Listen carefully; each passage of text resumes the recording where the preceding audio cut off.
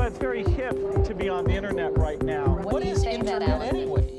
It will replace the yellow pages as we know it today. With the A and then the ring around it? Katie said she thought it was about. Approach something from a way that maybe people haven't thought of before. And then once the memory sticks, they'll associate it with your company. Welcome back to Market Like Emma.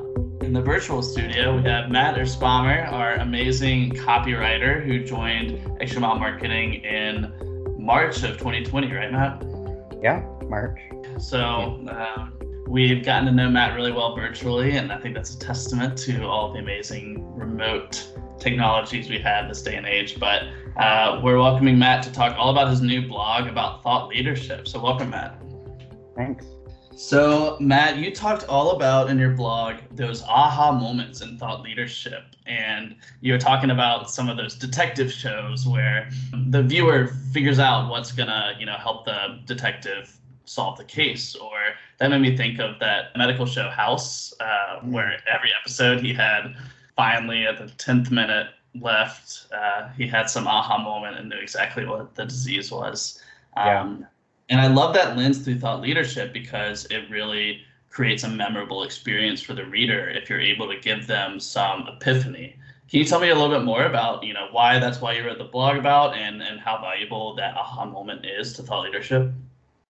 Yeah, so I think it's a good way to approach thought leadership just because it's, like you were saying, it's memorable. It sticks in their brain. You want them, if they have one takeaway from your blog, you want to kind of insert just something entertaining or approach something from a way that maybe people haven't thought of before. And then once the memory sticks, they'll associate it with your company or organization. Right.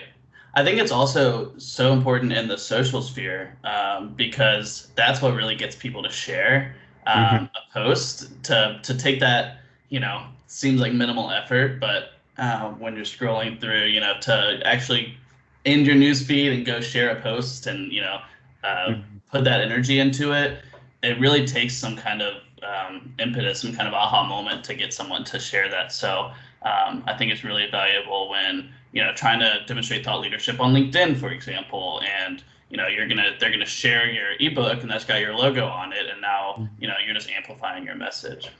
Yeah. The goal, I think it's called thumb stopping because people are scrolling through their feeds and you want to be the thing that makes them stop.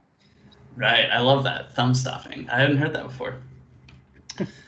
Can you tell me a little bit about some aha moments that you've had since you joined Extra Mile Marketing? Yeah. So I think the biggest one would be I was meeting with Lori and she was explaining it was this idea of a FedEx test, which I had never heard of before, but it's like a marketing concept where when you're coming up with things that set your client or organization apart as far as marketing, if you can take the client name out and replace it with FedEx, then you haven't really effectively demonstrated like what sets your organization apart. And that just kind of simplified things in a way that just made a lot of things make sense. Yeah, especially our clients really love that test because, especially in the tech world, there's so much jargon and so many people talk about their products the same way. So if your website is all about your white glove 24/7 service, that's not impressive because every single tech company is going to have white glove 24/7 service. Exactly. And to your point, FedEx can even have that, and that's not even a tech company. So I think in our workshops with a lot of companies, people really value that test, and that's an aha moment for them to be like, oh, that's such a good lens to look at all of our copy through, to look at all of our messaging through. So it's, one moment that could affect your entire messaging strategy going forward. And it's tying back to the aha moment. It's just an effective, memorable, and it has a lot of different uses, but it's also just a very short and easy concept to explain. Yeah, it's not it's not difficult to explain at all. It's just the FedEx test, and you'll remember that. So I remember an aha moment I had actually from Lori when I first started was about how you can sell to anyone, but you want to market to the people with the highest propensity to buy. It was a really good just way to put a lot of what I had learned in like my marketing degree, but not so succinctly put of, market to that one bullseye person, and then that marketing will affect other people that it's not necessarily directed exactly to. But if you're marketing to the person that's most likely to buy, you're going to have the most success. So, yeah, makes a lot of sense. So I guess my last question for you is, you came to us from the TV news industry. I did. How do you think your approach to creating aha moments is different in kind of a thought leadership, B2B marketing context versus, a TV news kind of clickbait atmosphere? Yeah, so with TV news, it's all about just saying the most interesting nugget of information or finding the most clickable piece of information for a certain story. And to a certain extent, that translates to thought leadership too. But I think thought leadership is more about analyzing and more about kind of diving into or approaching a subject from a certain point of view. Whereas with TV news, it's just the story. So you have to find an interesting piece of information. Whereas when you're trying to get people to engage with thought leadership, it's the perspective you're bringing that you're trying to get them to engage with.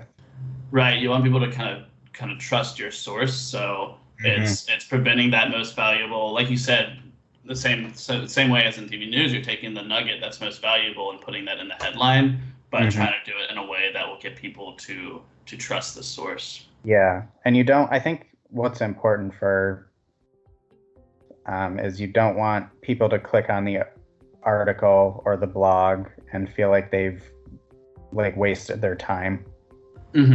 Right. You want to deliver on the promise of what you're selling them on social media. Yeah, you don't want them thinking, aha, this is not a company I want to work with. Exactly.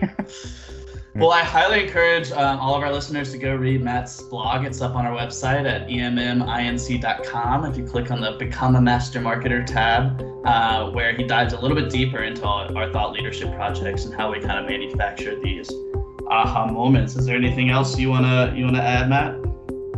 No, just thanks for having me on to talk about this.